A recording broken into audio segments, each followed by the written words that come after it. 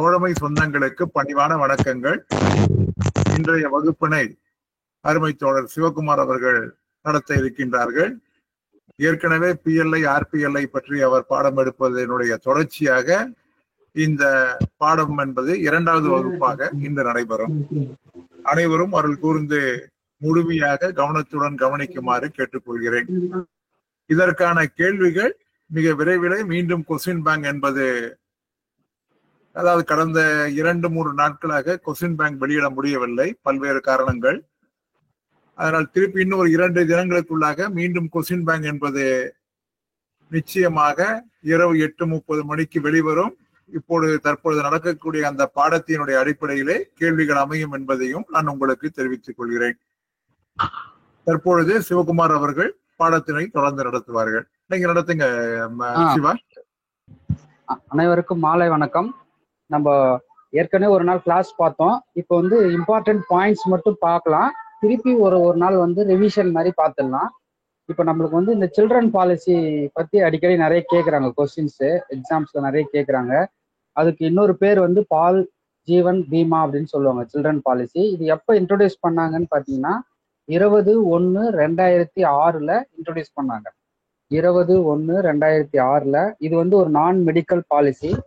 Minimum பார்த்தீங்கன்னா 20,000 sum assured இருக்கணும். Maximum 3 lakhs தான் போட முடியும்.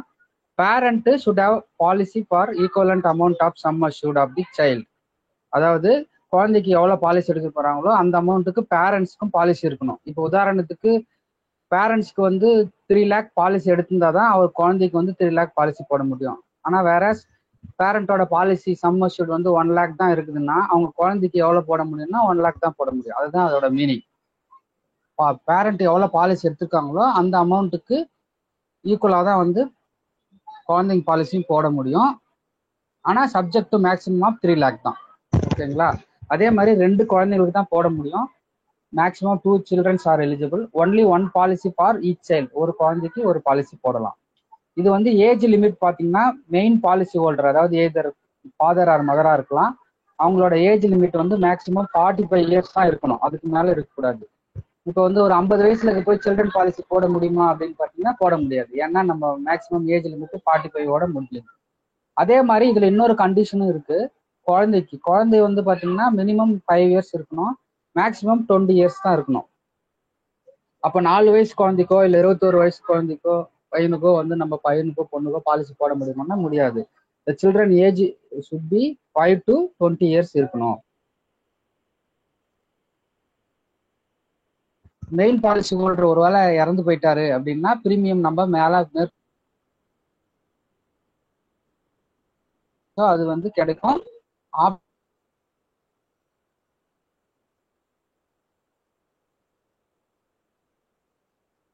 Completion of the policy term. Policy எப்போ என்ன பிளஸ் போனஸ், அதுக்கு என்ன எலிஜிபிளான போனஸோ அதுவும் இந்த பாலிசி டேர்ம் முடிஞ்சதுக்கு அப்புறம் கொடுத்துருவாங்க. இதுதான் இந்த பாலிசியோட டீடைல்ஸ். இது ஒரு இம்பார்ட்டண்ட்டான பாலிசி. எக்ஸாம் பாயிண்ட் ஆஃப் வியூவில் நிறைய கொஸ்டின்ஸ் கேட்குறாங்க. சில்ட்ரன் பாலிசினா என்ன, பால் ஜீவன் பீமான்ற நேம் தெரிஞ்சிருக்கணும், எப்போ இன்ட்ரோடியூஸ் பண்ணாங்க, மினிமம் மேக்ஸிமம் எவ்வளோ, பேரண்ட்ஸுக்கு பாலிசி இருக்கணுமா, எத்தனை குழந்தைங்களுக்கு எலிஜிபிள், இந்த மாதிரியான விஷயங்களை எக்ஸாம் பாயிண்ட் ஆஃப் வியூவில் நிறைய கொஸ்டின்ஸ் கேட்குறாங்க. இதெல்லாம் நீங்கள் ஞாபகம் வச்சுங்க. அதுக்கப்புறம் மெடிக்கல் ரிப்போர்ட். மெடிக்கல் எல்லாத்துக்குமே கம்பல்சரியா பாலிசி இன்சூரன்ஸ் போகிறதுக்கு எதுக்கெல்லாம் தேவையில்லை அப்படின்ற மாதிரி ஒரு பிரித்து சொல்லியிருக்கோங்க. இதில் பற்றி பார்த்தீங்கன்னா முதல்ல எப்போ ஒருத்தர் 40 வயசுக்கு மேலே பாலிசி போடுறாரோ அவருக்கு மெடிக்கல் எக்ஸாமினேஷன் கட்டாயம், மெடிக்கல் ரிப்போர்ட் கட்டாயம் தேவைப்படும். அதே மாதிரி சம் அஷ்யூர்டு 5 லட்சத்துக்கு மேலே போயிடுச்சு அப்படின்னாலுமே கட்டாயம் மெடிக்கல் எக்ஸாமினேஷன் தேவை. அதே மாதிரி மெச்சூரிட்டி ஏர்லியரா ஒரு 20 வயசுல 25 வயசுல போட்டு மெச்சூரிட்டியை 35 வயசுலயே எனக்கு முடிச்சுங்க அப்படின்னு கேட்குறாங்கன்னு வச்சுங்க, அவருக்கும் கம்பல்சரியா மெடிக்கல் எக்ஸாமினேஷன் பண்ணணும். அதே மாதிரி ஏஇஏ பாலிசியா இருந்தாலும் யுகல் சுரக்ஷா பாலிசி அதுவா இருந்தாலுமே நம்ம கட்டாயம் மெடிக்கல் எக்ஸாமினேஷன் கேரி அவுட் பண்ணணும். எக்ஸாமினேஷன் இல்லாம பாலிசி போட முடியாது. ஆனா நான் மெடிக்கல் பாலிசி போடலாம் ஒரு சில கேசஸ். அது பாத்தீங்கன்னா சம் அஷ்யூர்டு 5 லட்சத்துக்குள்ளதான் இருக்கணும். பிஎல்ஐ பாலிசியில வந்து 2 லட்சம் வரைக்குமே நான் medical policy irrespective of age limit. அவங்களுக்கு எந்த ஏஜ் லிமிட்டுக்கும் கிடையாது. 40 வயசுக்குள்ள இருக்கணும், 50 வயசுக்குள்ள இருக்கணும்ன்ற மாதிரி ஏஜ் லிமிட் கிடையாது. ஆனா பாலிசியோட சம் அஷ்யூர்ட் பாத்தீங்கன்னா 2 லேக்குக்கு மேல போகக்கூடாது. அது பிஎல்ஐக்கு. ஆனா ஆர்பிஎல்ஐ பொறுத்த வரைக்கும் 35 வயசு வரைக்கும் தான் இருக்கணும். ஆனா ஸ்டாண்டர்ட் ஏஜ் குறிப்பா இருக்கணும். ஸ்டாண்டர்ட் ஏஜ் குறிப்புனா என்ன? இந்த TC, mark sheet, PAN card, passport இது மாதிரி எல்லாம் கொடுத்து வயசு வந்து 35 வயசுக்குள்ள இருந்தா அவர் 1 லேக் வரைக்கும் நான் மெடிக்கல் பாலிசி போடலாம். ஆனா ஸ்டாண்டர்ட் ஏஜ் ப்ரூஃப் இல்லை. இப்போ ஆதார் கார்டோ ஓட்டர் கார்டோ இந்த மாதிரி இல்லைன்னா ஒரு டிக்ளரேஷன், இந்த மாதிரி என்னுடைய வயசு தான் அப்படின்னு சொல்லிட்டு ஒரு சர்டிஃபிகேட்ஸ் மாதிரி செல்ஃப் டிக்ளரேஷன் மாதிரி கொடுத்தா அதுக்கு சம் அஷ்யூர்டு வந்து பாத்தீங்கன்னா 25,000. இது நல்லா புரிஞ்சுங்க. பிஎல்ஐ பாலிசியில மட்டும்தான் நான் மெடிக்கல் பாலிசி 2 லட்சம் வரைக்கும் போட முடியும். ஆனா ஆர்பிஎல்ஐல 2ஆ பிரிக்கிறாங்க, standard and non standard age குரூப்னு. Standard age குரூப்பா இருந்தா அவங்களுக்கு 1 லேக் வரைக்கும் போடலாம். அதே நான் ஸ்டாண்டர்ட் ஏஜ் குரூப்பா இருந்தா 25,000 தான் போட முடியும். ஆனா அதுக்கு வந்து வயசு வந்து 35 வருஷம் வரைக்கும் தான் இருக்கணும். அவங்களோட ஏஜ் வந்து 35 வயசுக்குள்ளதான் இருக்கணும், அதுக்கு மேல இருக்கக்கூடாது. இது வந்து நான் மெடிக்கல் பாலிசி. அடுத்தது ஏஜ். இதுதான் இப்ப நம்ம சொன்னோம் இல்லைங்களா, அது ஒரு சார்ட் மாதிரி போட்டிருக்கோம். இதுல பாத்தீங்கன்னா வந்து ஸ்கீம் நேம் வந்து WLAEA, அதுக்கு மினிமம் 19 வயசு, மேக்சிமம் 55 வயசு. அதே மாதிரி ஜாயிண்ட் லைஃப் அசூரன்ஸ், அதுக்கு மினிமம் 21 வயசு, மேக்சிமம் 45 வயசு. ஏஇஏ பாலிசி மினிமம் 19 வயசு, மேக்சிமம் வந்து 40-45. ஏன் 40-45ன்னு பாத்தீங்கன்னா அந்த பாலிசி வந்து 15 இயர்ஸ் 20 இயர்ஸ் இருக்குது இல்லையா, அதுக்கு வந்து 40னா 20 இயர்ஸ் போடலாம், 45னா 15 இயர்ஸ். ஏன்னா மேக்சிமம் வந்து நம்ம பாலிசியோட டேர்மே 60 வருஷம் தான். அதனால வந்து 45 வயசுக்கிறவர் வந்து 20 இயர்ஸ் ஏஇஏ பாலிசி போட முடியாது. அதனாலதான் வந்து 40-45ன்னு கொடுத்துருக்குறாங்க. மினிமம் வந்து 19, மேக்சிமம் வந்து 40. அது 40ன்றவர் வந்து 15 இயர்ஸும் எடுத்துக்கலாம், 20 இயர்ஸும் எடுத்துக்கலாம். ஆனா 45 வந்து பாத்தீங்கன்னா அவர் வந்து 15 இயர்ஸ் மட்டும் தான் எடுக்க முடியும். கன்வெர்டபிள் ஹோல் லைஃப் வந்து 19 to 50, மேக்சிமம் வந்து 50 தான், ஞாபகம் வச்சுங்க. சிடபிள்யூஎல் சில்ட்ரன் பாலிசியில 5, சைல்டா இருந்தா 20, பேரண்டா இருந்தா 45. ஏற்கனவே நம்ம அதை பார்த்தோம் டீட்டெயிலா. அதுக்கப்புறம் வந்து நான் மெடிக்கல் பாலிசி, அதுக்கு மினிமம் வந்து 19 தான், மேக்சிமம் வந்து 35 ஃபார் ஆர்பிஎல்ஐ, 40 ஃபார் பிஎல்ஐ. ஆனா அங்க ஒரு கண்டிஷன் சொல்லியிருந்தேன் ஏற்கனவே, பிஎல்ஐல 2 லட்சம் ரூபாய் வரைக்குமே ஏஜ் வந்து நம்ம வந்து பார்க்கணும்னு பாத்தீங்கன்னா irrespective of the age limit வந்து நம்ம எடுத்துக்கலாம். அங்க 40ன்றது நம்ம அப்ளை பண்ண தேவையில்லை. ஒருவேளை அதுக்கு மேல எடுக்கிற மாதிரி இருந்தா அது வந்து 40க்கு மேல போகக்கூடாது. அந்த அமௌண்ட் சம் அஷ்யூர்ட் 2 லட்சத்துக்கு மேல இருந்தா பிஎல்ஐ பாலிசி. ஆர்பிஎல்ஐ பொறுத்த வரைக்கும் 35 வயசு தான். அதுல வந்து என்ன பார்த்தோம்னா ஸ்டாண்டர்ட் ஏஜ் குரூப்பா இருந்தா 1 லேக் வரைக்கும் பாலிசி போடலாம் நான் மெடிக்கல். வேற நான் standard age group, standard age group கொடுக்கலன்னா 25,000 வரைக்கும் தான் போட முடியும். இது ஞாபகம் வச்சுங்க. இதுலதான் ஏற்கனவே சொன்னேன் இப்போ எதெல்லாம் வந்து ஸ்டாண்டர்ட் ஏஜ் குரூப்பா எடுத்துக்கலாம், எதெல்லாம் நான் ஸ்டாண்டர்ட் ஏஜ் குரூப்பா எடுத்துக்கலான்ட்டு. ஸ்டாண்டர்ட் ஏஜ் குரூப்னு பாத்தீங்கன்னா இந்த age standard age group and non standard age குரூப்ன்றது ஒன்லி ஃபார் ஆர்பிஎல்ஐ பாலிசிஸ் தான். நான் ஆர்பிஎல்ஐ பாலிசி, அதாவது பிஎல்ஐ பாலிசிஸ்க்கு நம்ம வந்து ஸ்டாண்டர்ட் ஏஜ் குரூப் தான் எடுத்துக்கணும். ஆர்பிஎல்ஐல வந்து நான் ஸ்டாண்டர்ட் ஏஜ் குரூப் எடுத்துக்கலாம். ஆனா அது வந்து ஒரு 5% எக்ஸ்ட்ரா பிரீமியம் வந்து கலெக்ட் பண்ணுவாங்க. ஸ்டாண்டர்ட் ஏஜ் குரூப் பிரீமியத்தோட கம்பேர் பண்ணும்போது நான் ஸ்டாண்டர்ட் ஏஜ் பிரீமியம் வந்து ஒரு 5% கூடுதலா இருக்கும். எதெல்லாம் வந்து ஸ்டாண்டர்ட் ஏஜ் குரூப்னா பர்த் சர்டிபிகேட், ஸ்கூல் சர்டிபிகேட், அதாவது டிசின்னு சொல்லுவோம் இல்லையா, அது, mark sheet, PAN card or PAN card, passport, driving licence, இதெல்லாம் வந்து ஸ்டாண்டர்ட் ஏஜ் குரூப்பா எடுத்துக்கலாம். எதெல்லாம் நான் ஸ்டாண்டர்ட் ஏஜ் குரூப்னு பாத்தீங்கன்னா Aadhaar card, voter card, elders declaration, medical examination, approximate age certificate, declaration by the insurance, countersigned by the panchayat member, இதெல்லாம் வந்து நான் ஸ்டாண்டர்ட் ஏஜ் குரூப்பா எடுத்துக்கலாம். கீழே பாருங்க முக்கியமான point, 5% of extra premium for non standard age குரூப்புக்கு வாங்கணும். இது ஒரு முக்கியமான பாயிண்ட். அப்புறம் ஆஃப்டர் சேல் சர்வீஸ், நம்ம வந்து வெறுமே பாலிசி இஷ்யூ பண்ற வேலை மட்டும்தானா, பாலிசி இன்சூரன்ஸ் போட்ட பிறகு பாலிசி அக்செப்ட் பண்ணி பாண்ட் இஷ்யூ பண்ற வேலை மட்டும்தானான்னு பார்த்தீங்கன்னா இல்லை.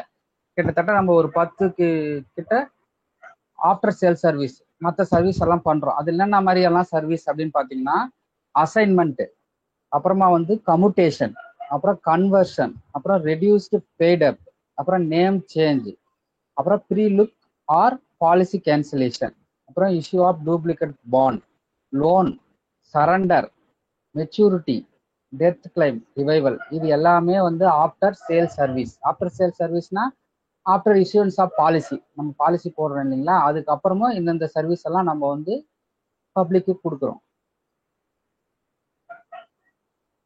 அப்புறம் வாய்டுனா என்ன, லேப்ஸ்னா என்ன, இது ரெண்டுத்துக்கும் டிஃப்ரென்ஸ் இருக்கு. வாய்டுனா வந்து என்னன்னா, ஒரு பாலிசி வந்து போட்டிருக்காங்க, ஆனா வந்து லெஸ் தென் 3 years இருக்கு, அது வந்து shall be void if the premium unpaid either on due date or grace period. அப்படின்னா எப்படின்னா, இப்போ வந்து ஒரு பிரீமியம் 3 வருஷத்துக்குள்ள இருக்குது ஒரு பாலிசி, அந்த 3 வருஷத்துக்குள்ள இருக்கிற பாலிசி வந்து இந்த மாசம் டியூ, இப்போ வந்து இது என்ன நம்ம வந்து மந்த் பார்த்தீங்கன்னா மே மாசம் 31ஆம் தேதிக்குள்ள அந்த பாலிசி வந்து கட்டல, பிரீமியம் கட்டல அப்படின்னா அதுக்கு பேர் வந்து வாய்டு. பிரீமியம் வந்து எப்பவுமே பிரீமியம் டியூ டேட் இருந்து first date of the month, ஒவ்வொரு மாசமும் 1ஆம் தேதி தான் வந்து டியூ டேட்டு. மிச்சம் இருக்கிற 29 நாளோ இல்லை 28 நாளோ இல்லை 27 நாளோன்றது கிரேஸ் பீரியட்னு சொல்லுவோம். எப்பவுமே டியூன்னா 1ஆம் தேதியே கட்டிடணும். ரிமைனிங் டேஸ் அந்த மந்த் எண்டு வரைக்கும் நம்மளுக்கு அது கிரேஸ் பீரியட்னு சொல்லுவோம். அது தவறி போச்சு, அந்த ஒரு மாசம் தவறிச்சுன்னா டிஃபால்ட் ஆயிடும். நம்ம பெனால்ட்டி போட்டு 100க்கு ₹1 அந்த மாதிரி போட்டு 12% இன்ட்ரெஸ்ட்ல போட்டு டிஃபால்ட் வாங்கணும். அதுதான் வந்து வாய்டு. ஆனா லேப்ஸ் அப்படின்னு சொல்றாங்க. லேப்ஸ்னா என்னன்னா, ஒரு பாலிசி இருந்து லெஸ் தென் 3 வருஷம் இருக்கு, ஆனா பிரீமியம் வந்து அவர் வந்து மோர் தென் 6 மாசமா வந்து கட்டல அப்படின்னா அது லேப்ஸ் ஆயிடுச்சுன்னு அர்த்தம். அப்ப என்ன பண்ணணும், அப்ப வந்து அந்த பாலிசியை வந்து ரிவைவலுக்கு அனுப்பணும், சிபிசிக்கு அனுப்பிச்சு அது ரிவைவ் பண்ணதுக்கு அப்புறம் தான் நம்ம ஃபர்தரா பிரீமியம் வந்து மாசம் கட்டுற பிரீமியத்தை வாங்க முடியும். அப்ப லேப்ஸ்ன்றது அந்த 6 மாசம் தவறி போயிட்டு இருக்கும். 3 வருஷத்துக்குள்ள இருக்கும் பாலிசி, ஆனா 6 மாசமா கட்டாம விட்டு, அப்போ அது லேப்ஸ் ஆயிடுச்சுன்னு அர்த்தம். அப்போ வந்து நம்ம ரிவைவல் பண்ணி அப்புறமா தான் பிரீமியம் கட்ட முடியும். அதுக்கப்புறம் பாலிசியோட போட்டு வந்து 3 வருஷம் ஆயிருக்கு, 3 வருஷத்துக்கு மேல இருக்கிற பாலிசி, ஆனா அது 12 மாசம் கட்டாம விட்டா, அதாவது 1 வருஷம் கட்டாம விட்டாங்கன்னா, இப்போ 3 வருஷம் ஆயிடுச்சுங்க ஒரு பாலிசி, அதுக்கப்புறமா வந்து 4வது வருஷம் ஃபுல்லாவே கட்டல, 12 மாசம் கட்டல அப்படின்னா அது வந்து லேப்ஸ் ஆயிடுச்சுன்னு அர்த்தம். அப்ப என்ன பண்ணணும், ரிவைவலுக்கு அனுப்பணும். அதாவது 2ஆ பிரிக்கிறாங்க, ஞாபகம் வச்சுங்க. ஒரு பாலிசி போட்டு 3 வருஷத்துக்குள்ள இருந்து 6 மாசம் கட்டாம இருந்தா அது லேப்ஸ் ஆயிடுச்சு, அதை வந்து ரிவைவ் பண்ணிக்கலாம். அதே மாதிரி ஒரு பாலிசி வந்து போட்டு 3 வருஷம் ஆயிடுச்சு, 12 மாசம் கட்டாம விட்டாங்க, அது லேப்ஸ் ஆயிடுச்சு, அதையும் ரிவைவ் பண்ணணும். ரெண்டுமே ஞாபகம் வச்சுங்க. இதுவும் எக்ஸாம்ல கேட்குறாங்க. இந்த மாதிரி வந்து 3 வருஷம் ஆன பாலிசி எவ்வளவு மந்த் ரிமைன் அன்பெய்டா இருந்தா லேப்ஸ் ஆயிடும். இப்போ இதே 11 மாசம் 3 வருஷத்துக்கு மேல இருக்கு, 11 மாசம் கட்டல, 12வது மாசம் வராங்கன்னா 12 மாசமும் சேர்த்து டிஃபால்ட்டோட வாங்கிக்கலாம். ஆனா அதே வந்து 12 மாசம் கழிச்சு 13வது மாசம் வராங்க அப்படின்னு பாத்தீங்கன்னா அப்ப வாங்கக்கூடாது.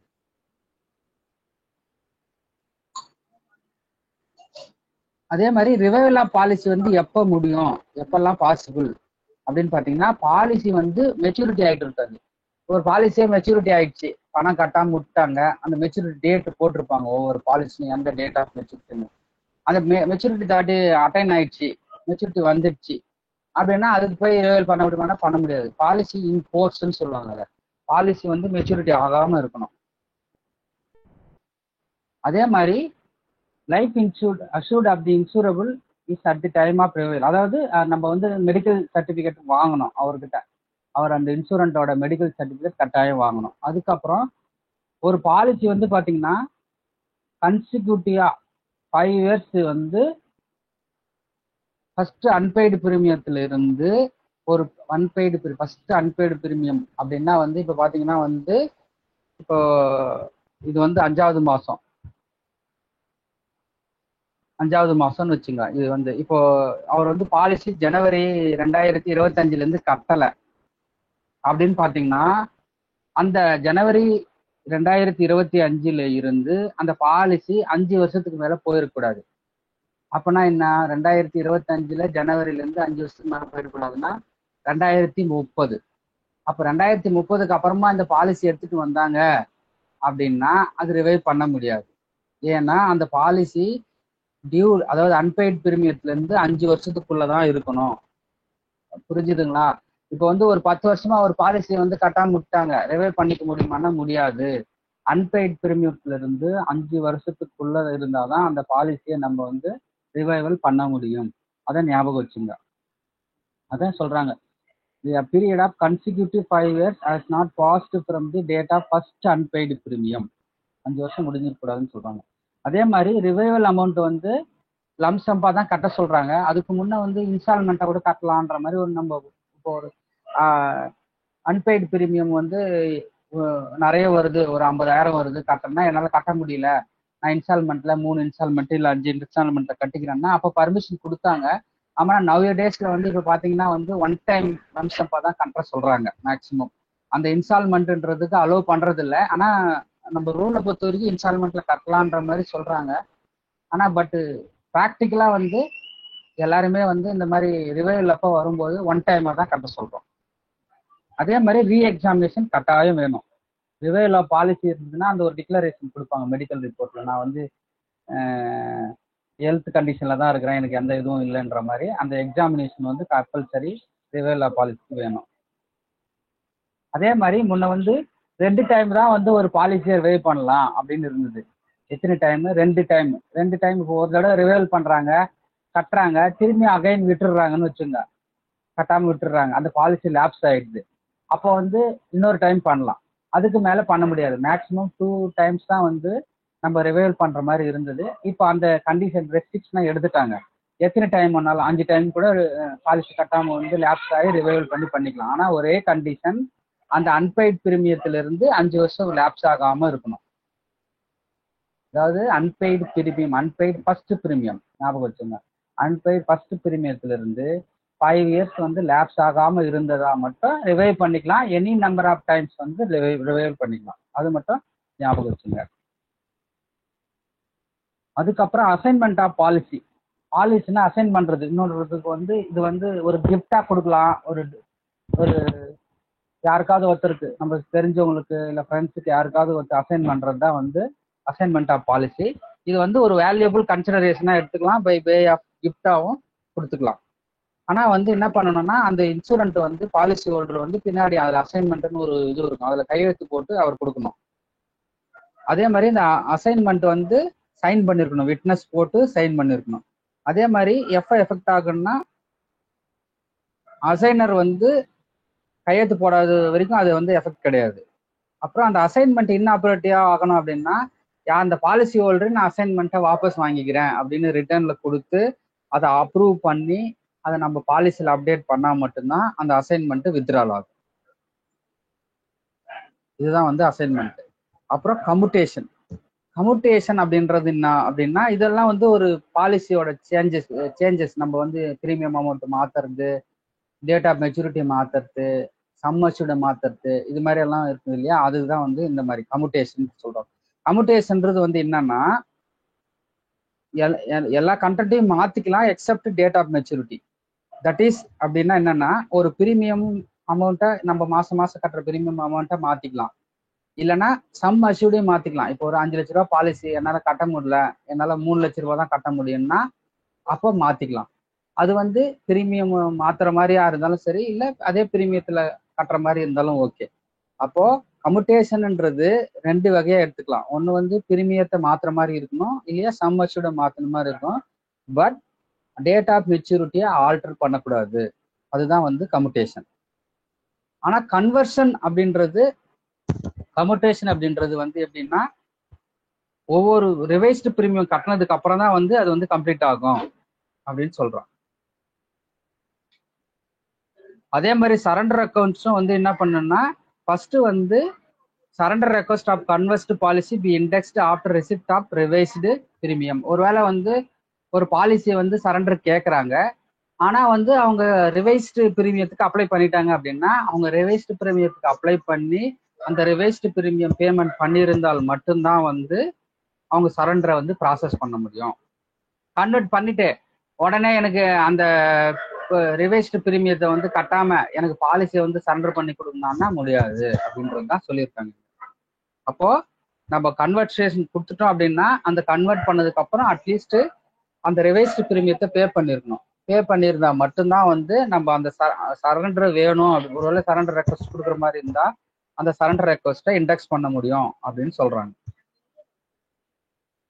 அப்புறம் ஆல்ட்ரேஷன் அப்படின்றது will affect the date of maturity. கம்யூட்டேஷன்ன்றது will not affect the date of maturity, but it's affects the premium and sum அஷ்யூர்டை வந்து அஃபெக்ட் பண்ணும்.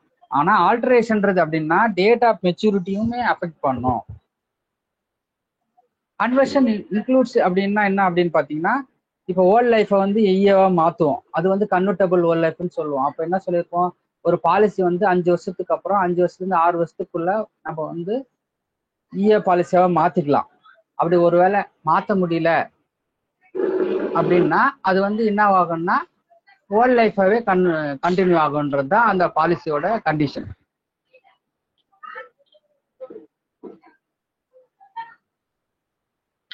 அப்போ ஆல்ட்ரேஷன் வந்து என்னன்னு பாத்தீங்கன்னா ante dating and post dating of maturity. அப்போ மெச்சூரிட்டி டேட்டை வந்து முன்னாடி ஆக்கிக்கலாம். இப்போ வந்து 55 வயசுல முடியுது அப்படின்னா அது 50 வயசு ஆக்கிக்கலாம்.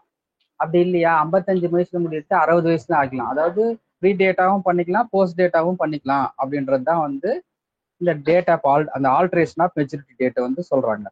அப்புறம் allowed only after payment of premium of integral number of years. அப்போ இன்டெக்ரல் நம்பர் ஆஃப் இயர்ஸ்ன்னு பார்த்தீங்கன்னா இப்போ வந்து ஒரு இயருக்கு வந்து கம்ப்ளீட் ஆகிற மாதிரி பண்ணாதான் வந்து அதை நம்ம வந்து ஃபர்தர் பிரீமியம் பேமெண்ட் பண்ண முடியும்னு சொல்றாங்க. அப்போ வந்து இடையில வந்து பண்ண முடியாது அப்படின்ற மாதிரி மீனிங்ல சொல்றாங்க. Allowed only after payment of premium for an integral number of years. அப்புறம் extension of premium term is permitted on production of medical certificate of good health permitted once without a fee. அதே மாதிரி இந்த extension of premium term வந்து பார்த்தீங்கன்னா இப்போ வந்து அதான் maturity date extend பண்ணுறது அந்த மாதிரி கேசஸ் வந்தால் கண்டிப்பாக மெடிக்கல் சர்டிஃபிகேட் வேணும், குட் ஹெல்த் மெடிக்கல் சர்டிஃபிகேட். அப்புறம் ஒன்ஸ் தான் வந்து வித்தவுட் ஃபீ இல்லாமல் ஒரு தடவை மாற்றத்துக்கு பர்மிட் பண்ணுவாங்க. அப்புறம் செகண்ட் அண்ட் சப்செக்வெண்ட் கன்வர்ஷன் வந்து ஃபீ வந்து not exceeding 20 will be charge. ஒரு சப்சிக்வெண்ட்டாக இன்னொரு கன்வர்ஷன் வேணும்னு கேட்குறாங்க அப்படின்னா அதுக்கு 20 ரூபாய் சார்ஜ் பண்ணுவாங்க அப்படின்னு சொல்கிறாங்க. அப்போ மோர் தென் ஒன்ஸ் அலோவ் பண்ணுவாங்க, ஒன்றுத்துக்கு மட்டும் ஃப்ரீயாக பண்ணுவாங்க அப்படின்ற மாதிரி சொல்கிறாங்க. செகண்ட் கன்வர்ஷனுக்கு 20 ரூபாய் சார்ஜ் பண்ணுவாங்க. அதுக்கப்புறமா பார்த்தீங்கன்னா எந்தெந்த பாலிசியெல்லாம் வந்து கன்வெர்ட் பண்ண முடியாதுன்றதையும் தெரிஞ்சுக்கணும். இப்போ வந்து joint life assurance policy, AEA policy, children policy and 10 year RPLI பாலிசியை வந்து எதுவும் நம்ம வந்து கன்வெர்ட் பண்ண முடியாது. இதுக்கெல்லாம் இந்த டேட் ஆஃப் மெச்சூரிட்டியை நம்ம எக்ஸ்டென்ஷனோ இல்லை ப்ரீ டேட்டோ மாடிஃபை பண்ண முடியாது. எதுக்கெல்லாம்னா ஜாயிண்ட் லைஃப் அசூரன்ஸ், அதாவது ஏஇஏ பாலிசி, அப்புறம் சில்ட்ரன் பாலிசி, அதுக்கப்புறமா 10 இயர் ஆர்பிஎல்ஐ பாலிசி, இது எல்லாமே வந்து கன்வெர்ட் பண்ண முடியாது அப்படின்றது சொல்றாங்க. அதுக்கப்புறம் ரெடியூஸ்டு பெய்டப். ரெடியூஸ்டு பெய்டப் அப்படின்னா allow the policy holders to stop further premium payment, result in reduced sum assured without altering the term. Allowed on completion of 3 years, sum assured gets reduced proportionate to the premium payment. இப்போ எப்படின்னா இப்போ policy holder வந்து என்னால் premium ஃபர்தராக கட்ட முடியாது, ஆனால் some அஷ்யூர்டை வந்து குறைச்சிக்கும், அந்த டேர்ம் மட்டும் வந்து மாறாது. அது எப்படின்னா இப்போ வந்து பாலிசி ஹோல்டர் வந்து எனக்கு பிரீமியத்தை இதுக்கு மேலே கட்ட முடியாதுன்னு எழுதி கொடுத்துட்றாரு. ஆனால் வந்து இதில் என்ன ஆகும் அப்படின்னா சம் அஷ்யூர்டு எவ்வளோன்னா குறைஞ்சி போயிடும். இப்போ வந்து இப்போ 5 லட்ச ரூபா பாலிசி அப்படின்னா அது 3 லட்ச ரூபாய்க்கா மாறிடும். ஆனால் டேர்ம் பார்த்தீங்கன்னா இப்போ 55 வயசு வரைக்கும் போட்டிருந்தாங்கன்னா அந்த 55 வயசு வரைக்கும் தான். சம் அஷ்யூர்டு மட்டும் மாறும். அதுதான் வந்து ரெடியூஸ்டு பெய்டப். இப்போ இது எப்போனா 3 வருஷம் ஆயிருக்கணும். அதே மாதிரி some assured gets reduced proportionate to the premium payment. எப்படி ரெடியூஸ் ஆகுன்னா அந்த ப்ரீமியம் பேமெண்ட் என்ன பண்ணியிருக்காங்களோ அதுக்கு ப்ரொபோர்ஷனேட்டா சம் அஷ்யூர்டு கொண்டு வந்துருவாங்க. அதுக்கப்புறம் ஆட்டோ பெய்டப். ஆட்டோ பெய்டப் அப்படின்றது வந்து என்னன்னா ஒரு பாலிசி வந்து 36 மாசம் பிரீமியம் கட்டியிருக்கிறாங்க அப்படின்னா அதுதான் வந்து ஆட்டோ பெய்டப். அந்த பாலிசி வந்து 3 வருஷம் கம்ப்ளீட் ஆயிருக்கணும். பாலிசி ஹோல்டர் வந்து without intimation can discontinue the payment of further premium or policy holder pays the future premium by a single payment. இதுதான் ஆட்டோ பெய்டப். ஒரு பாலிசி எப்போ ஆட்டோ பெய்டப்பா இருக்காது அப்படின்னு பார்த்தீங்கன்னா, அந்த பாலிசி 3 வருஷம் ஆயிருக்காது, 36 மாசம் பிரீமியம் பெய்டு பண்ணிருக்க மாட்டாங்க. அப்போ அதை ஆட்டோ பெய்ட் அப் அப்படின்னு எடுத்துக்க மாட்டாங்க. அப்போ அவங்க டிஸ்கண்டினியூ பண்ணிக்கலாம்னா பண்ணிக்க முடியாது, பண்ணிட்டா அவங்களுக்கு வந்து பெனிஃபிட் கிடைக்காது. அதனாலதான் வந்து பாலிசி ஹோல்டர் வந்து எப்பவுமே வந்து ஒரு 3 வருஷமாவது கட்டாயம் கட்டியிருக்கணும். அது வந்து இன்டிமேஷன் கொடுக்கணும். கட்ட முடியலன்னா இது மாதிரிலாம் இருக்கு. நாளைக்கு நம்ம வந்து பாலிசி வந்து க்ளோஸ் பண்ணும்போது நம்மளால அதெல்லாம் பண்ண முடியாம போயிடும். அதுக்கு தான் வந்து கண்டிப்பா வந்து 3 வருஷம் கட்ட சொல்லணும். அதே மாதிரி 36 மாசம் ஆயிருக்கணும். ஆனா அது மாதிரி இருந்தா அவரு நம்ம கிட்ட சொல்லாம கூட நிறுத்திடலாம். ஆனா 3 வருஷத்துக்குள்ள இருந்து என்னால கட்ட முடியலன்னா இந்த policy holder should have intimated to CBC, இந்த மாதிரி வந்து என்னால பாலிசி கட்ட முடியல, ஃபர்தர் திரும்ப நான் ஸ்டாப் பண்ணிக்கிறேன்னு சொல்லி நம்மளுக்கு தகவல் கொடுக்கணும் அப்படின்னு சொல்றாங்க. அதே மாதிரி இந்த 36 மாசம் இருந்ததுன்னா இந்த பாலிசி ஹோல்டர் ரிவைவல் பண்ணும்போது அந்த ஃபியூச்சர் பிரீமியத்தை சிங்கிள் பேமெண்ட்ல வந்து நம்ம ரிவைவல் அப்போ வாங்கிக்கலாம். இதுதான் வந்து ஆட்டோ பெய்டு. அதுக்கப்புறம் free look of or policy cancellation. இது ஏற்கனவே ஃபர்ஸ்ட் கிளாஸ்ல கூட சொன்னேன், உங்களுக்கு ஞாபகம் இருக்குன்னு நினைக்கிறேன். அந்த பாலிசி அக்செப்ட் பண்ண தேதியிலிருந்து 15 நாளைக்குள்ள எனக்கு வேணாம், பாலிசி வந்து எனக்கு வேணாம், என்னால வந்து இப்போ இருக்கிற தற்போதைய சூழ்நிலை காரணமாக வந்து என்னால பாலிசி வந்து கட்ட முடியாது, பிரீமியத்தை பே பண்ண முடியாது, பாலிசி லைவா வச்சுக்க முடியாது அப்படின்னு சொன்னா அவங்க ஒரு ரிட்டர்ன் ரெக்வஸ்ட் கொடுத்தாங்கன்னா அதை கேன்சல் பண்ணிடலாம். ஆஃப்டர் டிடெக்டிங் தி மெடிக்கல் எக்ஸாமினேஷன் ஃபீ, அது 100 ரூபாவோ 150 ரூபாவோ இருக்கும். அந்த மெடிக்கல் எக்ஸாமினேஷன் ஃபீயை அவங்க கட்டின பிரீமியத்துல கழிச்சுட்டு மிச்சம் அந்த யார் பாலிசி போட்டாங்களோ அவங்களுக்கு திருப்பி பேமெண்ட் பண்ணிடலாம். இதுதான் வந்து free look up or policy cancellation அப்படின்றது. இதுதான் ப்ரீ லுக்அப். அதாவது insurant can apply for free look policy cancellation within 15 days from the date of acceptance. The entire premium will be paid back to the customer after deducting the medical examination fee. 15 நாளைக்குள்ள பண்ணணும். அவரோட எவ்வளவு premium கட்டினாங்களோ அதுல வந்து medical examination ஃபீயை less பண்ணிட்டு மிச்சம் payment பண்ணிடுவாங்க. அதுக்கப்புறம் பாத்தீங்கன்னா இஷ்யூ ஆஃப் டூப்ளிகேட் பாண்ட். அது வந்து எப்படின்னா, முன்னெல்லாம் வந்து டூப்ளிகேட் வாங்கணும்னா கஷ்டம். ஏன்னா பேப்பர்ல அட்வர்டைஸ்மெண்ட் கொடுக்க சொல்லுவாங்க. அந்த அட்வர்டைஸ்மெண்ட் பேப்பரெல்லாம் வந்து கட் பண்ணி நம்ம டூப்ளிகேட் அப்ளை பண்ணும்போது வைக்கணும்னு சொல்லுவாங்க. அதெல்லாம் வந்து இப்போ 2019 டைரக்டரேட் பிஎல்ஐ டைரக்டரேட் ஆர்டர் பிரகாரம் வந்து பார்த்தீங்கன்னா டிஸ்பென்ஸ் பண்ணிட்டாங்க. டிஸ்பென்ஸ்னா அதை கேன்சல் பண்ணிட்டாங்க, அது கொடுக்கணுன்ற அவசியம் கிடையாது. Advertisement about the loss of PLI RPLI bond is dispensed with irrespective of sum assured vide order number 25-5/2007 dated 8/2/2019. அதுக்கு irrespective of sum assured எவ்வளோ 50 லட்ச ரூபாய்க்கு பாலிசி போட்டுக்கிறாரு அப்படின்னா கூட அவர் வந்து பேப்பர் விளம்பரம்லாம் கொடுக்கணுமான்னா கொடுக்க தேவையில்லை. ஆனால் ஃபீ வந்து டூப்ளிகேட் பாலிசிக்கு 100 ரூபாய் இண்டெமினிட்டி பாண்ட் வாங்கி அதுக்கப்புறம் என்னென்ன டாக்குமெண்ட் சப்மிட் பண்ண சொல்றாங்களோ அதெல்லாம் சப்மிட் பண்ணா பிசிபிசியில் ப்ராசஸ் பண்ணி நம்மளுக்கு பாலிசி டூப்ளிகேட் பாலிசி போட்டு கொடுத்துருவாங்க. இது எங்கன்னா டூப்ளிகேட் பாலிசி வந்து சிபிசிலேயே பண்ணி கொடுத்துருவாங்க. நம்ம எதுவும் டிவிஷன் ஆஃபீஸ் எல்லாம் போனோம் அப்படின்னு அவசியம் கிடையாது.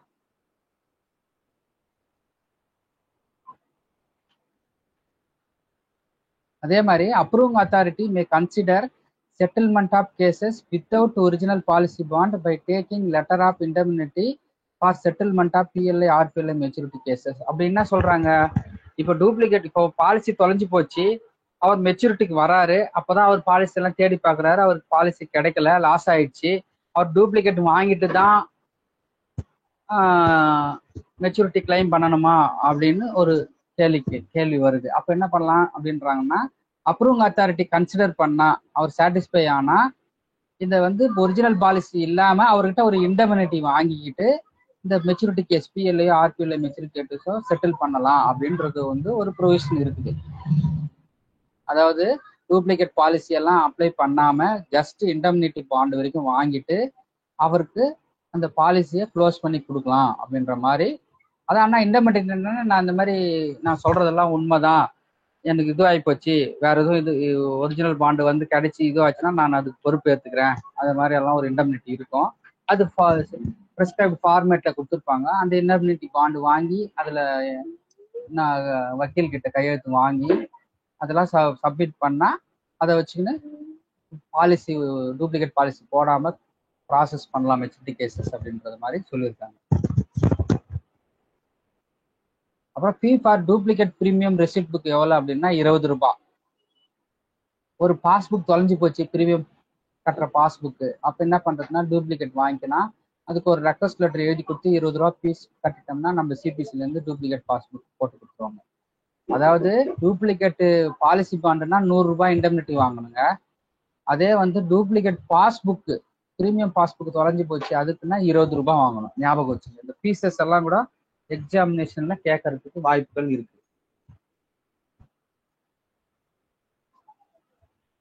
அப்புறம் லோன் ஃபெசிலிட்டி. லோன் உங்களுக்கு தெரியும். லோன் வந்து எந்தெந்த பாலிசிக்கு கொடுப்பாங்க, எந்தெந்த பாலிசிக்கு கொடுக்க மாட்டாங்க அப்படின்றத தெரிஞ்சுக்குங்க.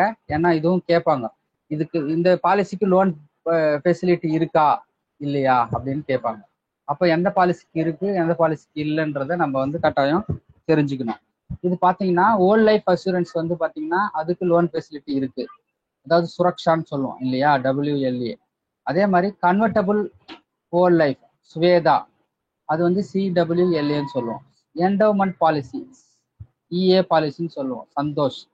அப்புறம் joint life assurance Yugal Suraksha, இதுக்கெல்லாம் லோன் வந்து கொடுப்போம். அதாவது இதுக்கு 4 டைப் ஆஃப் பாலிசிக்கு 5 டைப் ஆஃப் பாலிசிக்கு 4 டைப் ஆஃப் பாலிசிக்கு கொடுப்போம். Whole life, convertible whole life, endowment, joint life, Suraksha, Suvidha, Santosh, Yugal Suraksha, இந்த பாலிசிக்கெல்லாம் லோன் ஃபெசிலிட்டி அவைலபிள். எதுக்கெல்லாம் லோன் ஃபெசிலிட்டி நாட் அவைலபிள் அப்படின்னு பார்த்தோம்னா ஏஇ பாலிசிக்கு, சுமங்கல் அதுக்கு கிடையாது. ஏஇன்றது என்னன்னா மணி பேக் மாதிரி இல்லையா, சர்டைன் இயர்ஸ்க்கு அப்புறம் வாங்கிக்குவோம், அதனால அதுக்கு லோன் கிடையாது. சில்ட்ரன் பாலிசிக்கும் லோன் கிடையாது. அதே மாதிரி கிராம் பிரியா, அதாவது 10 வருஷம் RPLA இருக்கு இல்லையா, 10 இயர் RPLA, அதுக்கு லோன் ஃபெசிலிட்டி கிடையாது. அதாவது லோன் ஃபெசிலிட்டி இருக்கிறதுக்கு வந்து 4 பாலிசி, அதாவது old life, CWLA, EA, joint life assurance. Loan facility இல்லாத டைப் பாலிசி வந்து 3 policy, A A policy, children policy, கிராம் பாரியா. இந்த 3 பாலிசிக்கும் லோன் ஃபெசிலிட்டி கிடையாது. இதெல்லாம் வந்து ரொம்ப முக்கியமான பாயிண்ட்ஸ் வரைக்கும் நான் இப்போ இதை வந்து போட்டிருக்கேன். இப்போ சரண்டர் ஆஃப் பாலிசி. ஸ்கிரீன் தெரியுதுங்களா? யாராவது ஒருத்தர் பதில் சொல்லுங்க. ஸ்கிரீன் விசிபிளா இருக்கா? தெரியுது சார், விசிபிள் சார். விசிபிளா? Okay okay. இப்போ surrender of policy. Surrender of பாலிசின்றது ஒரு பாலிசி போட்டு 3 வருஷத்துக்கு அப்புறம் நம்ம சரண்டர் பண்ணிக்கலாம் பார் EA. ஆஃப்டர் 4 இயர்ஸ் வந்து WLA பாலிசி. 3 வருஷத்துக்கு அப்புறம் சரண்டர் பண்ணிக்கலாம். EA பாலிசின்னா, WLA பாலிசினா 4 வருஷத்துக்கு அப்புறம் சரண்டர் பண்ணிக்கலாம். ஆனா போனஸ் கிடைக்குமா அப்படின்னா, அந்த பாலிசி வந்து 3 வருஷத்துல இருந்து 5 வருஷத்துக்குள்ள சரண்டர் பண்ணோம் அப்படின்னா கண்டிப்பா போனஸ் கிடைக்காது. இப்போ 5 வருஷத்துக்கு மேல,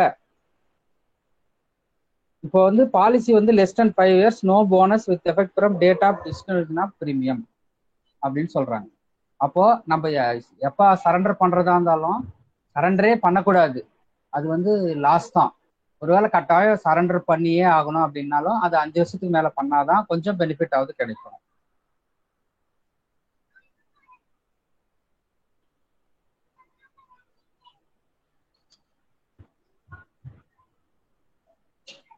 இப்போ வந்து கிளைம் கேஸ் பார்த்தீங்கன்னா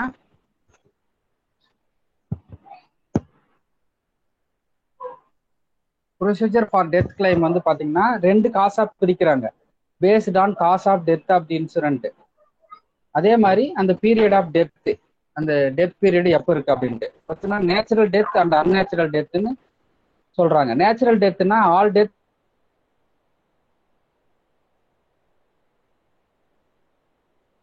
சூசைட், மர்டர் ஆர் ஆக்சிடென்ட், இதெல்லாம் வந்து சூசைட், மர்டர் ஆர் ஆக்சிடென்ட், இதெல்லாம் வந்து அன்நேச்சுரல் டெத்னு சொல்றாங்க.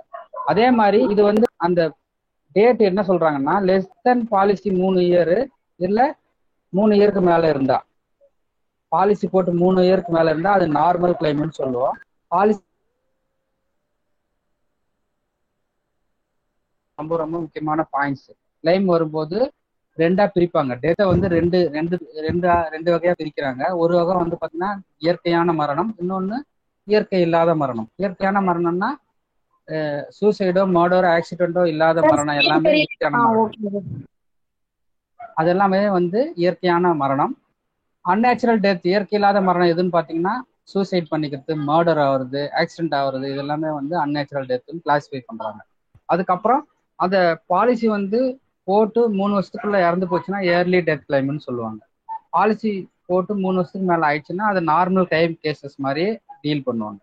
இப்போ வந்து சூசைட்லயும் என்ன சொல்றாங்கன்னா ரெண்டா பிரிக்கிறாங்க. சூசைட் கேசஸ்ல லெஸ் தென் 1 இயரா இருந்தா என்ன, கிரேட்டர் தென் 1 இயரா இருந்தா. இப்போ வந்து ஒரு பாலிசி போட்டு அவர் 1 வருஷத்துக்குள்ளேயே சூசைட் கேஸ் ஆயிடுச்சு அப்படின்னா அவர் வந்து 80% premium paid or surrender value which ever is ஹையரோ அதுதான் கொடுப்பாங்க. அப்போ வந்து அவர் 1 வருஷத்துக்கு பிரீமியம் கட்டியிருக்காருன்னா 80% ஆஃப் பிரீமியம் என்ன செலுத்திருக்காரோ அது, அப்படி இல்லைன்னா சரண்டர் வேல்யூ போடுவாங்க. அது ஒரு ஃபேக்டர் இருக்கு. அதை வச்சு கால்குலேட் பண்ணி எது அவங்களுக்கு அதிகமா இருக்கோ, 80% ஆஃப் பிரீமியம் அதிகமா இருந்தா அதை கொடுத்துருவாங்க, இல்ல சரண்டர் வேல்யூ அதிகமா இருந்தா அதை கொடுத்துருவாங்க. பாலிசி போட்டு 1 வருஷத்துக்கு மேல ஆயிடுச்சு அப்படின்னா சாதா கிளைமாவே டீல் பண்ணுவாங்க. இந்த 80% பிரீமியம் இல்லாம அவர் ஃபுல் பிரீமியத்தையே வந்து திருப்பி கொடுக்குற மாதிரி செட்டில் பண்ணுவாங்க. சாங்ஷனிங் லிமிட் இது வந்து பாத்தீங்கன்னா new proposal, revival, surrender, post surrender, maturity, survivor, death claim, accept early death claim, இதெல்லாம் வந்து யாரு எல்லாம் அப்ரூவ் பண்ணுவாங்கன்னு பாத்தீங்கன்னா சிபிசின்னு சொல்றாங்க இல்லையா. சிபிசியில வந்து போஸ்ட் மாஸ்டர் வந்து HH1 இல்ல HH2 இருக்கலாம், சீனியர் போஸ்ட் மாஸ்டரா இருக்கலாம், டெப்டி சிபிஎம் இருக்கலாம், இல்ல AD of the HO headed by the directorate. இவங்க எல்லாமே வந்து அப் டு 20 lakhs வரைக்கும் பாலிசி அப்ரூவ் பண்ணலாம். அதே மாதிரி head of the division or post master grade A, director of HO, இவங்க எல்லாம் about 20 lakhs up to 50 lakhs வரைக்கும் பண்ணலாம். இப்போ இதுல வந்து பாத்தீங்கன்னா எக்ஸப்ட் ஏர்லி டெத் கிளைம் வந்து பாத்தீங்கன்னா யாரு அப்படின்னு பாத்தீங்கன்னா all cases irrespective sum assured வந்து director GPO or regional DPS இவங்க வந்து எல்லா கேசஸுமே செட்டில் பண்றதுக்கு பவர் இருக்கு.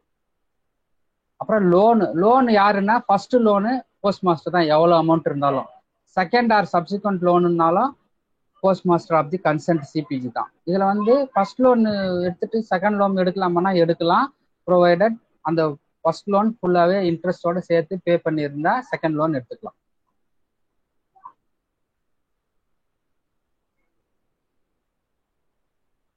இதுல வந்து பாத்தீங்கன்னா ஓல்ட் லைஃப்லயும் இஏ பாலிசிலையும் பிஎல்ஐ பொறுத்த வரைக்கும் இந்த டேம் வந்து என்ன அப்படின்னா ஏஜ் ஒரு கிரிட்டேரியா வச்சிருக்காங்க. அதாவது என்னன்னு பாத்தீங்கன்னா ஏஜோட என்ட்ரி வந்து 40 வயசுக்குள்ள இருந்தா அவரோட மேக்சிமம் சம் அஷ்யூர்ட் எவ்வளவு இருக்கலாம்னா 10 டைப்ஸ் ஆஃப் கிராஸ் ஆனுவல் இன்கமா இருக்கணும். அதே 41 வயசுல இருந்து அதுக்கு மேல இருக்கிறாரு அப்படின்னா அவரோட கிராஸ் இன்கம் 7 டைம்ஸ் தான் இருக்கணும். இல்லைன்னா பாலிசியோட amount 7 times of gross annual income or 5 lakhs, 50 lakhs, which ever is less. எது கம்மியா இருக்குதோ அதான் எடுக்கணும். இப்போ அவர் 7 டைம்ஸ் ஆஃப் கிராஸ் வந்து ஆனுவல் இன்கம் வந்து ஒரு 60 லட்சம் வருது அப்படின்னா அவர் வந்து 60 லட்சத்துக்கு பாலிசி போட முடியாது. ஏன்னா மேக்சிமம் 50 லட்சம் தான் போட முடியும். அதுதான் வந்து சொல்லியிருக்காங்க. 40 வயசுக்குள்ள இருந்தா 10 times of gross annual income எடுத்து கால்குலேட் பண்ணணும். 41 வயசுக்கு மேல இருந்தா அவரோட கிராஸ் ஆனுவல் இன்கம் என்னவோ அதை 7 டைம்ஸ் எடுத்து கால்குலேட் பண்ணணும்.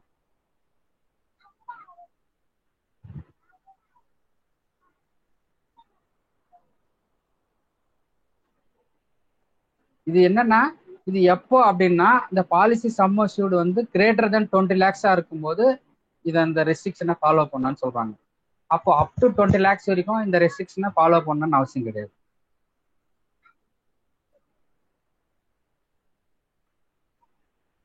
அதுலயும் இன்னொன்னு ஒரு 4-5 பாயிண்ட் கொடுத்துருக்காங்க பாருங்க.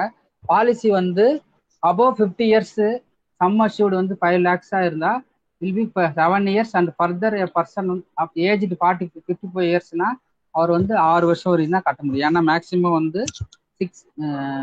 60 வயசு இல்லையா, அப்ப 60 வயசா இருக்க அவர் கட்டாயம் போடணும். ஏன்னா 5 வருஷம் கூட கட்டினா போதுமேனா போடக்கூடாது. அந்த மாதிரி 54 வயசுல ஒருத்தர் சேர்ந்தாருன்னா அவரு 6 வருஷம் 60 வயசுல முடியிற மாதிரி தான் பாலிசி போட முடியும். அதே மாதிரி 50 வயசுக்கு மேல இருக்கிறவங்களுக்கு வந்து சம் அஷ்யூர்டு வந்து 5 லட்சத்துக்கு மேல இருக்கணும். அதே மாதிரி 7 வருஷம் வந்து இருக்கணும், குறைஞ்சது 7 வருஷம் கட்டுற மாதிரியாவது இருக்கணும். இந்த கண்டிஷன்ஸ் எல்லாம் சொல்லியிருக்காங்க.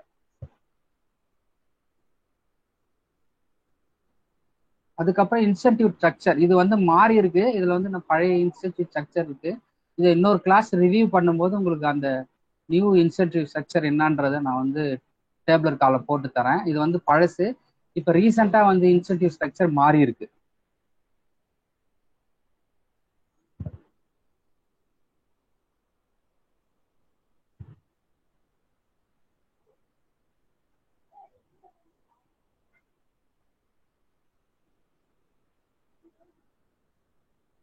அதே மாதிரி சிட்டிசன் சார்ட் ஒவ்வொருத்துக்கும் ஒவ்வொரு, இப்போ ஒரு பாலிசி வாங்கணும், அதை வந்து எப்போ பாலிசி பாண்டு போட்டு கொடுக்கணும் அப்படின்னா அதுக்கு பார்த்தீங்கன்னா 15 days டைம். சிட்டிசன் சார்ட் நாம்ஸ்ன்னு சொல்லுவோம் இது. அதே மாதிரி மெச்சூரிட்டி கிளைம் இதெல்லாம் வந்து இருந்ததுன்னா இதுவும் 15 days. செட்டில் அட்டம் டெத் கிளைமுக்கு வந்து பார்த்தீங்கன்னா வித்தவுட் ஆர் வித் நாமினேஷன் வந்து அது மாதிரி இருந்து எல்லா டாக்குமெண்ட்டும் சப்மிட் பண்ணியிருந்தாங்களா 30 நாள்ல பண்ணணும். இன்வெஸ்டிகேஷன் எதனா இப்போ வந்து ஏதாவது suicide case, murder case, accident cases எல்லாம் வந்து பாலிசி வந்து நம்ம அதுக்கு என்கொயரி போட்டு அது மாதிரி எல்லாம் பண்ணுவாங்க, வெரிஃபிகேஷன் பண்ணுவாங்க. அப்போ அந்த மாதிரி கேசஸ் எல்லாம் இருந்தா அது 90 நாளைக்குள்ள அந்த கிளைம் செட்டில் பண்ணணும். அதே மாதிரி ரிவைவல் அண்ட் கன்வர்ஷன் ஆஃப் பாலிசியா இருந்ததுன்னா வந்து எல்லா டாக்குமெண்ட்டும் சப்மிட் பண்ணியிருந்தா 15 நாளைக்குள்ள பண்ணணும். லோன் வந்து 10 நாளைக்குள்ள. இதை வந்து ப்ரொவைடட் எல்லா ரெக்வயர்ட் டாக்குமெண்ட்ஸும் சப்மிட் பண்ணியிருந்தா.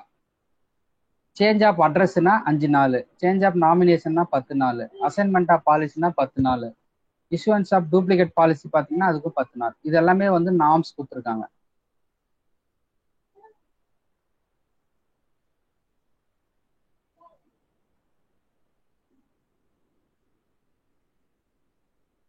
உங்களுக்கு ரிபேட் தெரியும், ஏற்கனவே சொல்லியிருப்பேன். ரிபேட் வந்து பார்த்தீங்கன்னா அட்வான்ஸாக கட்டுறது.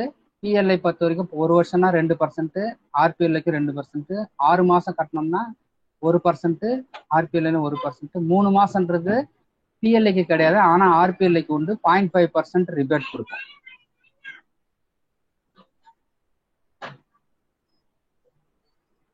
அதே மாதிரி maximum PLI policy for physically challenge person வந்து 50 லட்சம். முன்ன வந்து அதுக்கெல்லாம் கொஞ்சம் ரெஸ்ட்ரிக்ஷன் கொடுத்துருந்தாங்க, இப்போ அதெல்லாம் எடுத்துட்டாங்க. அப்போ வந்து ஒரு பிசிக்கலி சேலஞ்சு பர்சன் வந்து நார்மலா இருக்கிற ஒரு பர்சன் மாதிரியே 50 lakh 50 லட்சம் வரைக்கும் பாலிசி போடலாம். இதை வந்து கூட கேட்பாங்க இந்த மாதிரி ஒரு ட்விஸ்ட் வச்சு, maximum limit for physically challenge person PLI limit எவ்வளோ அப்படின்னு சொல்லிக்கிட்டு கேட்பாங்க.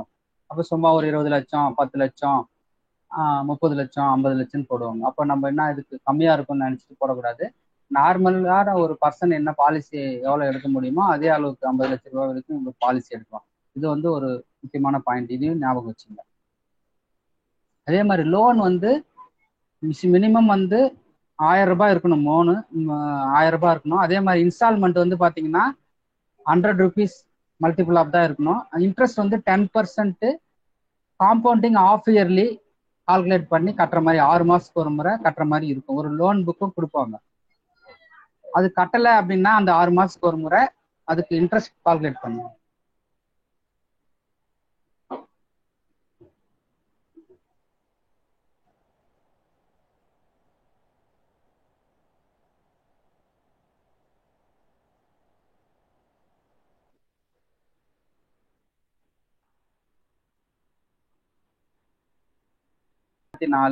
ஆர்பிஎல் இன்ட்ரோடியூஸ் பண்ண டேட்டு 24/3/1995. அதுக்கப்புறம் வந்து இந்த எக்ஸ்டென்ஷன் ஆஃப் கிளைண்டல் வந்து பார்த்தீங்கன்னா ஃபர்ஸ்ட் இன்ட்ரோடியூஸ் பண்ணது 19/9/2017. அதுக்கப்புறமா வந்து ஜாயிண்ட் லைஃப் இன்ட்ரோடியூஸ் பண்ணது 1/8/97. சில்ட்ரன் பாலிசி இன்ட்ரோடியூஸ் பண்ணது 20/1/2006. இதெல்லாம் இந்த டேட்ஸ் எல்லாம் கண்டிப்பா ஞாபகம் வச்சுங்க.